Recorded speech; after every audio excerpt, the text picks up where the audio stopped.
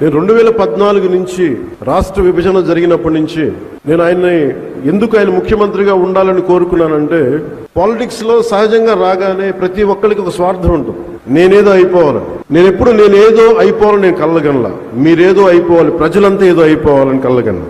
ఆ కలలకి సరైన సారథ్యం వహించే వ్యక్తి ఎవరు, ఆ దిశగా తీసుకెళ్లే వ్యక్తి ఎవరు, నాకు ఆయన తప్ప ఇంకెవరు కనిపించలేదు. 2014లో ఏ సీటు తీసుకోకుండా ఎందుకు సపోర్ట్ చేశానంటే, విభజించబడ్డ ఆంధ్రప్రదేశ్ అన్యాయం కాకూడదు, ఆయన అనుభవం కావాలి, ఆయన నాయకత్వం మనకు చాలా అవసరం.